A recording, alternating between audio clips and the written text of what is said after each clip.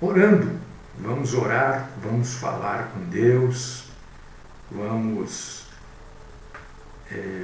suplicar de Deus, porque aqui a gente suplica, né? Que a gente não impõe nada para Deus, até porque seria uma tolice enorme querer impor alguma coisa para Deus, determinar alguma coisa para Deus. Aqui a gente suplica.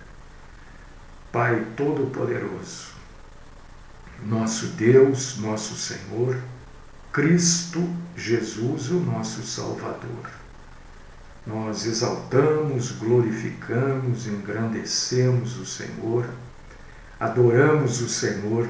Mais uma vez, como igreja, nos juntamos aqui para falar contigo, para te adorar, para bendizer o Senhor, para falar da tua santa palavra, levar informações bíblicas para mais e mais pessoas, para todos aqueles que quiserem crescer na graça, no conhecimento do Senhor, junto com a gente. Nós todos os dias fazemos esse trabalho já há muitos anos. E que o Senhor, esperamos nós, tenha se agradado, que o Senhor tenha tido alegria com tudo isso que nós fazemos aqui. Pedimos que o Senhor receba a nossa adoração, que o Senhor receba o nosso culto, que o Senhor fale conosco e que juntos a gente aprenda aqui um pouco mais da tua santa, maravilhosa e poderosíssima palavra. Fala conosco, Senhor, ajuda-nos a entendermos da maneira que a tua palavra foi escrita, para que não venhamos a incorrer em erros. Esta é a oração que faço. Livra-nos, Senhor, da mentira, no nome do Cristo Jesus. Amém. Muito bem, queridos irmãos e queridas irmãs em Cristo, vamos então para a palavra de hoje. Irmão, se você puder nos ajudar aqui nesse trabalho, seria muito bom. A gente está com despesa alta aí de internet, né? E agora a quebra desse computador aí.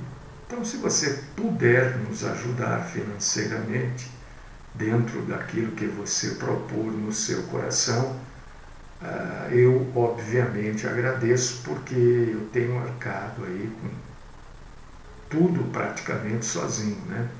Então nos ajude. Se você já sabe como fazê-lo, faça. Se você não sabe, é só mandar um zap para mim que eu respondo para você com a maneira que você pode nos ajudar. É simples, é sempre muito simples, tudo simples e mais. Agradeço. Hoje nós vamos falar um pouco, irmãos e irmãs, de quando uma coisa é verdadeira e quando ela não é verdadeira. Deixa eu tomar um golinho desse café aqui. Hoje eu peguei até uma xícarazinha menor para não ficar tomando café, né? E também para não interromper aqui a programação. Então eu peguei uma xícara menor.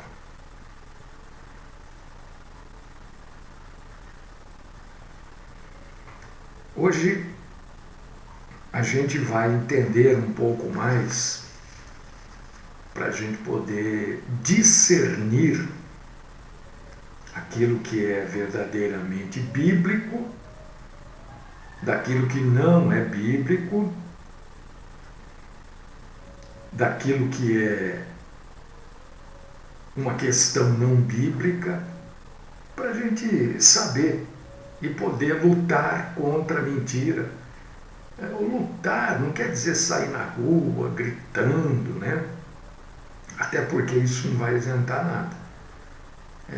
Vão colocar a gente numa camisa de força, né? E não vai adiantar absolutamente nada. Mas lutar é todas as vezes que nós temos a oportunidade é levar a verdade. E a verdade raramente é aceita de maneira fácil, porque a grande maioria está acostumada às coisas do mundo. A grande maioria está acostumado às coisas que a televisão mostra como certo, porque tem feito, criado, a cultura no nosso país é a televisão e, infelizmente, um canal de televisão. Né? E o que esse canal coloca como certo, errado, as pessoas acreditam e acabam seguindo. E quantas vidas são destruídas, né? Então a gente precisa ter consciência daquilo que é errado e daquilo que é certo. Uma doutrina nada mais é do que ensinamento. Ensinamento, qualquer ensinamento, eu posso tratar como doutrina. Entendeu? Um ensinamento sobre direito é uma doutrina. Entende? A gente usa-se mais esse termo quando nós falamos da Bíblia Sagrada. Mas tudo que é ensinamento é doutrina. E um ensinamento, ele pode ser considerado verdadeiramente bíblico quando ele é explicitamente ensinado na Bíblia. Tá claro ali, está explícito. Qualquer pessoa que ler ali vai ver que aquilo está na Bíblia ensinado da forma que está sendo falado, né? Existe aqueles ensinamentos, então, que são bíblicos, é porque eles estão na Bíblia. Existem aqueles ensinamentos que não são bíblicos, que infelizmente uma grande parte, para não dizer a maioria, das denominações acabam aceitando.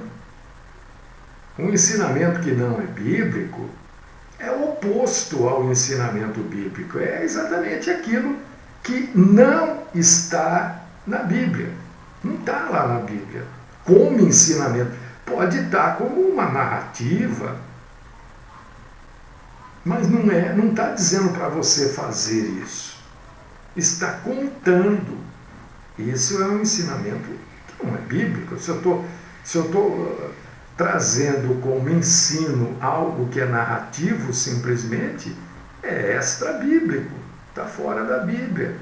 Né? E existe aquele ensinamento que nem está na Bíblia ainda.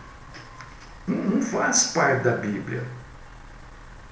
Não tem nada ali, nem narrativa dele. E existem os ensinamentos que são baseados na Bíblia, são fundamentados na Bíblia Sagrada, que não são os ensinamentos explícitos.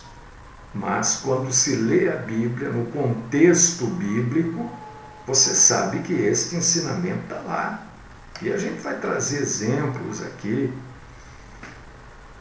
Mas eu vou tentar falar aqui de uma maneira bem clara sobre todos eles. Uma doutrina não bíblica, uma mentira que é ensinado como doutrina bíblica, é qualquer ensinamento que se oponha à Bíblia Sagrada, que se oponha ao ensino claro da Bíblia. Por exemplo, tem muita gente que diz que Jesus pecou. Claro, Jesus era homem, Jesus pecou. Você ensinar ou crer que Jesus pecou não é um ensinamento bíblico. Por quê? Porque dizer que Jesus pecou vai diretamente contrário àquilo que a Bíblia fala. A Bíblia ensina em muitos lugares que Jesus não pecou. Não pecou. Isso não quer, veja bem, pecar é realizar o desejo. Pensar não é pecado. Agora, realizar o desejo, mesmo que em pensamento, é pecado. Mas pensar só não é. E a Bíblia diz, só para esclarecer, eu falei isso, né? Não estou dizendo que Jesus teve pensamentos pecaminosos. Não é isso que eu estou dizendo, hein? Eu estou dizendo que pensar não é pecado. Agora, realizar, mesmo que em pensamento, aquilo que está sendo pensado, aí é pecado. E isso não quer dizer que Jesus tenha feito isso. Sequer pensado. Eu não posso afirmar o que Jesus pensou. Eu posso afirmar aquilo que a Bíblia afirma, que Jesus não pecou. Hebreus capítulo 4, versículo 15 e outras passagens dizem que Jesus não pecou. Porque não temos um sumo sacerdote que não possa compadecer-se das nossas fraquezas. Antes, olha só, que eu acabei de falar aqui, antes ele foi tentado em todas as coisas, a nossa semelhança, mas sem pecado. Isso quer dizer que Jesus sentiu desejo, como todo homem tem desejos. Mas ele não se entregou a esses desejos, ele não levou a realizar esses desejos sequer em pensamento. Porque a Bíblia afirma isso. Sequer em pensamento. Quais desejos? Todos os desejos que um homem tem, Jesus teve. Jesus era homem. Jesus não era meio homem e meio Deus. Jesus era 100% homem e 100% Deus. Então ele era totalmente homem, em todos os aspectos físicos, emocionais, psicológicos. Jesus tinha todas as necessidades, meu irmão, que você tem. Jesus, tudo que você sente vontade, Jesus sentiu. Ele era homem. Então, a Bíblia coloca isso como uma tentação. Mas ele não se entregou a nenhuma delas. Por causa disso que a Bíblia afirma categoricamente que Jesus não pecou. Então, crer que Jesus pecou porque ele era homem é um ensino antibíblico, porque vai contrário, vai na contramão daquilo que a Bíblia ensina. Né? Entendeu o que é um ensino antibíblico? A Bíblia fala o sujeito ensina que não é. Então, é um ensino antibíblico. Agora, nós vamos falar de um ensino extra-bíblico. Extra-bíblico.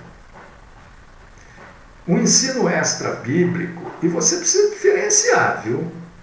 Mas não é difícil. Não, você não precisa saber nome. Isso é antibíblico, isso é extra-bíblico, isso é baseado na Bíblia.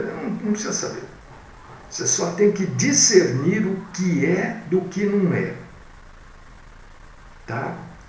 Então, uma doutrina, um ensino extra-bíblico é qualquer ensinamento que não está diretamente na Bíblia. E estes ensinamentos extra-bíblicos, eles podem ser bons ou ruins. Por exemplo, um ensinamento que não está na Bíblia, só para você entender o que é algo extra-bíblico. Votar. A Bíblia não fala nada sobre eleição, né? Existe o voto na eleição chamada de democrática, né? E é uma boa prática votar. Mas não é um comando bíblico. A Bíblia não diz que você tem que votar. A Bíblia fala para você, o cristão tem que ir lá votar.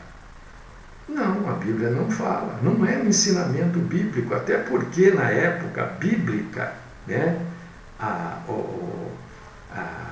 o ensino, a criação da democracia ainda estava, né, não estava completa. Surgiu na Grécia. Na época bíblica, o mundo vivia debaixo do domínio do Império Romano, então não havia voto. Era um desejo, mas não havia democracia, pelo menos não onde a Bíblia foi escrita. Então, a gente diz, olha, meu irmão, vai lá e cumpra o seu papel de cidadão. Vai lá e vote. A gente diz porque é algo democrático, mas não é bíblico. Não quer dizer que se você não for, você está pecando. Não, você pode optar por não votar. Não, eu não vou votar. Aí, como cidadão, você tem que cumprir as regras, né, que a cidadania impõe. Você tem que ir lá justificar o voto, pagar uma multa, sei lá. A gente indica que a pessoa vai e vote, porque é um ato de cidadania. Mas não é um ensinamento bíblico. Não é. Então é um ensino extra-bíblico, que pode ser bom ou pode ser ruim. Votar é uma coisa boa, principalmente quando a gente tem bons candidatos, né? O que não é o caso nosso aqui no Brasil. Outro exemplo de ensino extra-bíblico: observar feriados religiosos. Você não aproveita o feriado? Claro que você aproveita. Mas você não tem que necessariamente viver o catolicismo naquele feriado. Por exemplo, daqui a pouquinho nós vamos ter aí a tal da Sexta-feira Santa, sábado de Aleluia. Eu aproveito. Eu não tenho condição de viajar, mas eu descanso, eu vou fazer alguma coisinha por aí, né? Mas eu não vivo aquela Sexta-feira Santa, porque para mim não é Sexta-feira Santa, não existe Sexta-feira Santa, porque é um ensinamento extra-bíblico. Não é bom, não é ruim, né? Até porque a Bíblia diz assim, olha, em Romanos capítulo 14, versículo 5, Romanos 14, 5, sobre esses feriados religiosos. Olha o que a Bíblia diz. Por causa disso que isso não é feriado, não pode comer isso, não pode comer aquilo. Isso é uma bobagem, é antibíblico isso. Não poder comer é antibíblico. O feriado é extra-bíblico, mas impedir a pessoa de se alimentar disso ou daquilo num determinado dia é antibíblico. Romanos 14, 15. E tem outras passagens, eu estou citando uma aqui. Um faz diferença entre dia e dia, outro julga iguais todos os dias. Cada um tem opinião bem definida em sua própria mente. Eu tenho uma opinião definida na minha mente. Não existe Sexta-feira Santa, não existe Sábado da Aleluia. Para mim está definido isso, eu não sofro. Mas eu aproveito. Então, qualquer ensinamento sobre observância de Quaresma, por exemplo, daqui a pouquinho vai chegar, a Igreja Católica inventou esse negócio de Quaresma. Isto é extra-bíblico. Não está na Bíblia. Jesus não morreu na sexta-feira. Isso a gente já falou aqui, e talvez até volte a falar, né, nesses dias aí que vão anteceder a Sexta-feira Santa. Jesus não morreu. Então, o ensinamento é extra-bíblico. Pode ser bom. O caso, por exemplo, aqui, né, a gente citou dos feriados, que você pode aproveitar, do voto, e pode ser ruim quando a pessoa acredita, por exemplo, que não pode comer isso, comer aquilo, não pode fazer isso, não pode fazer aquilo. Entendeu? Você está me entendendo? Aquilo que é bíblico é porque está na Bíblia. Aquilo que é extra-bíblico, né, é porque faz parte de um contexto que pode ser bom ou pode ser ruim. Outros ensinamentos podem basear-se em princípios bíblicos. Baseiam-se em princípios da Bíblia. A Bíblia tem N princípios, né? Gente, eu preciso me acertar com esse negócio da hora aqui, mas se Deus quiser, amanhã a máquina está... Deixa eu ver aqui. 43. Amanhã a máquina, espero, né, que dê conserto. Tantos anos. Essa máquina tem mais de... Quantos cálculos nós fizemos outro dia? Mas tem muito tempo essa máquina. Bom, não importa. Eu acho que amanhã vai estar em condição de uso, espero, né? Outros ensinamentos baseiam-se nos princípios bíblicos, mas não diretamente são ou necessariamente são ensinados na Bíblia. Baseia-se no princípio bíblico. Por exemplo disso, você não vai achar na Bíblia nenhuma menção sobre fumar. Não vai achar. Não tem isso na Bíblia. Fumar. Né? O ato de fumar. Esse ato nunca é mencionado na Bíblia. Porque não era um hábito. Não era um hábito naquela região da Palestina, Roma, que já é outra região, mas eu estou falando do Império, né? Ninguém tinha esse ato, não era comum esse ato de fumar. Então isso não é citado na Bíblia. Mas a gente pode afirmar categoricamente que a pessoa não deve fumar. Porque fumar não faz bem, fumar dá câncer, fumar é um negócio terrível, fumar. Eu fumei e foi uma luta para parar de fumar. Quantas vezes eu parei, voltei. No sábado estava conversando com um chinês, né? Nós estávamos no mesmo lugar e ainda fala assim precariamente o português. Aí ele puxou o cigarro, ofereceu. Falei, não, eu não fumo, há muitos anos e tal. Aí ele falou, olha, eu já parei, né? Toda aquela dificuldade para falar. Eu já parei algumas vezes, não consegui. Eu falei, mas eu também. E daí a gente começou. Todo mundo que fuma, ou a maioria, quer parar. E é difícil de parar. A Bíblia não fala que você não pode fumar. Fala. Não. Se você for para os Estados Unidos, por exemplo, você vai encontrar. pastores batistas fumando o seu charuto, o seu cachimbo. A Bíblia não fala, você não pode fumar. Não fala. Não é algo que a Bíblia mencione.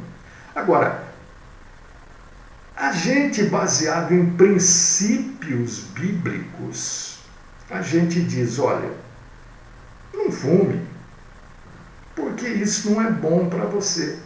E eu posso usar para falar, olha, não fume. Se você fuma, pare de fumar. Isso arrebenta você.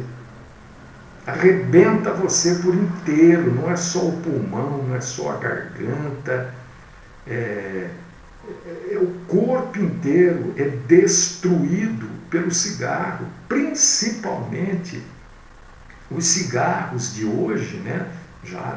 Eu tenho aí um estudo, parece que são mais, não sei, eu não vou falar porque eu realmente não lembro.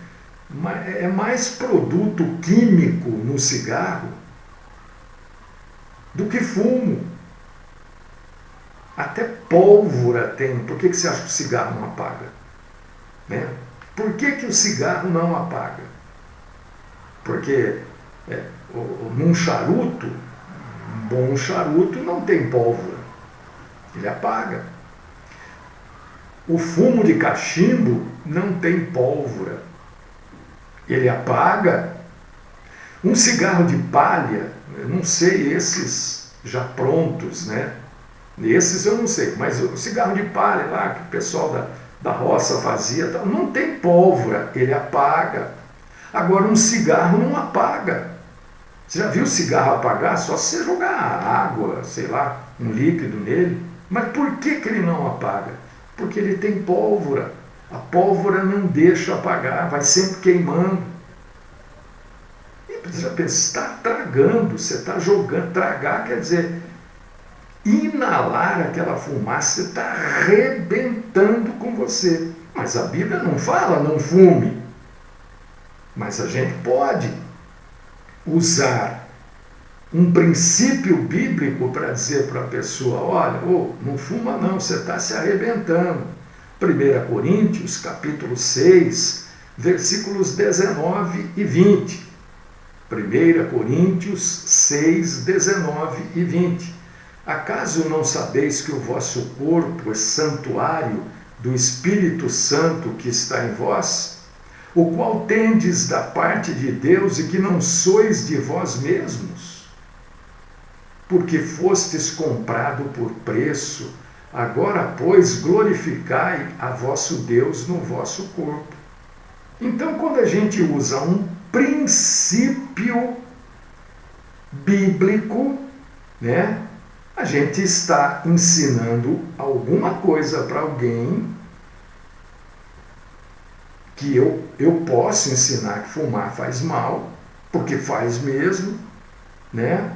E eu estou me baseando, me fundamentando numa doutrina da Bíblia. Mas aquilo não está. Estou me baseando nos princípios da Bíblia. Entendeu? Então, essas coisas a gente precisa saber. A gente precisa saber, olha, o sujeito está falando tal coisa, não está na Bíblia, mas ele está usando um princípio bíblico e ele está aplicando corretamente o princípio. Você não vai achar na Bíblia, por exemplo, não cheire cocaína. Não tem. Não fume maconha. Não tem. Entende o que eu estou dizendo? Quando eu falo alguma coisa, eu estou me baseando em princípio da Bíblia. Caramba, cheirar cocaína arrebenta com o cara. Estoura tudo aqui, ó, as fossas nasais, entendeu? Corrói tudo. O sujeito que fuma crack tem aqueles dentes todo destruídos.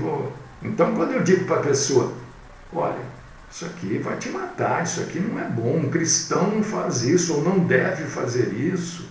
Isso não pode fazer parte da vida de uma pessoa. A pessoa não pode fumar mesmo que seja o cigarro. Ah, então eu vou fumar charuto porque não tem pólvora. Não tem pólvora, mas tem outras químicas, né, que destroem você. A Bíblia não fala sobre isso, mas eu posso usar princípios bíblicos para falar. Então, para a gente encerrar, deixa eu ver o tempo de novo aqui. 51. Opa, eu estou indo rápido hoje, hein? Coisas que são, só para você saber, coisas que são ensinadas explícita. Isso é uma coisa explícita, quer dizer assim, uma coisa clara. Uma coisa que você lê e está na cara que é aquilo. Entendeu?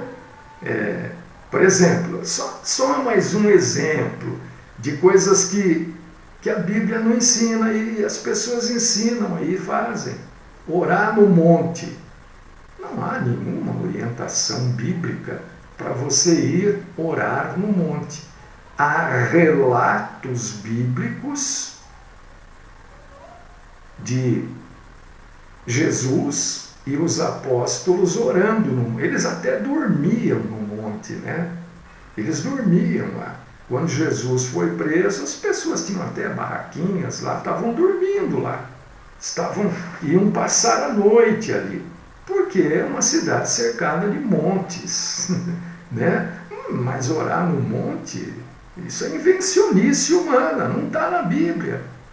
Não faz parte, ninguém porque ora no monte a oração chega mais a Deus, ou Deus se agrada, isso tudo é mentira. A água do Rio Jordão, poxa, a água do Rio Jordão é suja. Você pode ver a água aí, eu batizei uma pessoa lá no Rio, você vê a cor da água. Tem que passar por processo de tratamento antes do povo beber, não pensa que vai direto, não. Entende? Então,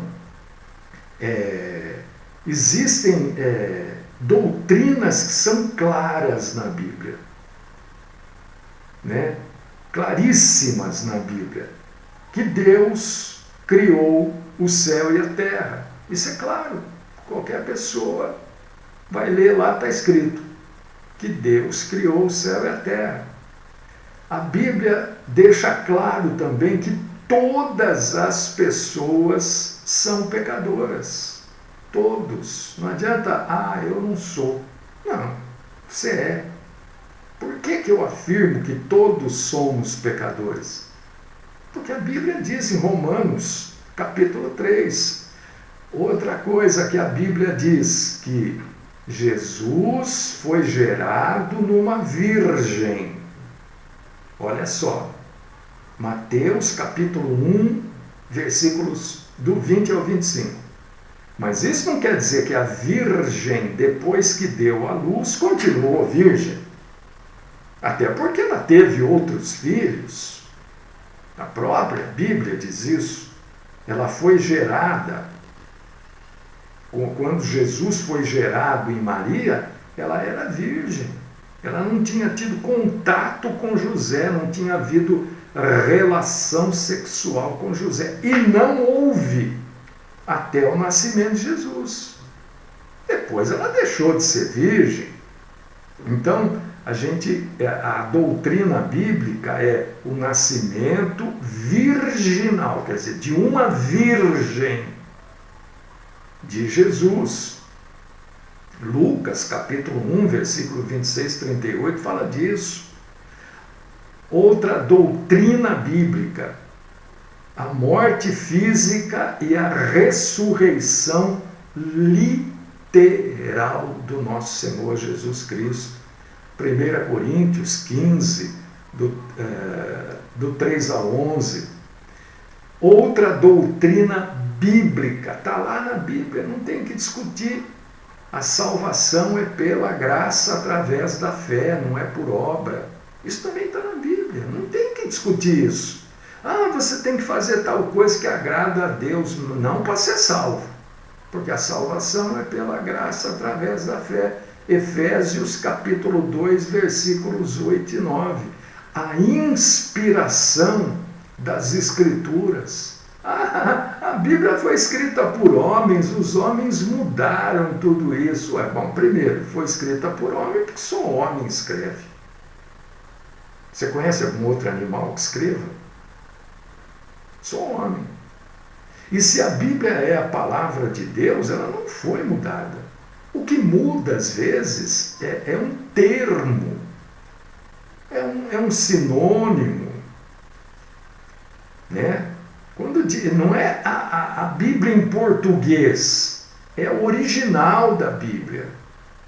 Por causa disso que às vezes a gente recorre ao original grego, ou ao original hebraico ou aramaico. 2 Timóteo, capítulo 3, versículos 16 e 17, e muitos outros ensinos.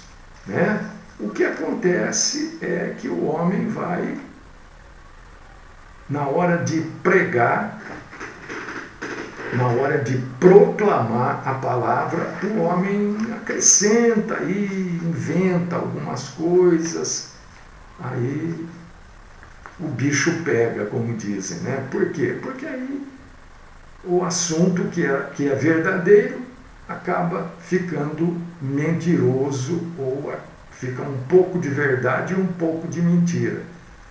Entenda, um pouco de verdade e um pouco de mentira, fica tudo mentira. Tudo mentira. Não existe meia verdade, existe uma mentira. Deus querido, Pai Todo-Poderoso, nós exaltamos, glorificamos, bendizemos, adoramos o Senhor e colocamos aos Teus pés este tempo em que nós só nos dedicamos às Tuas santas letras, Senhor. Continua falando conosco, nos instruindo, nos guiando, Senhor, por esse santo caminho, nos dando força, muita força para a gente superar as dificuldades. Às vezes a gente tropeça, cai, mas o Senhor é aquele que nos sustenta. Continua falando conosco e nos livrando da mentira. Esta é minha oração no nome do Cristo Jesus. Amém.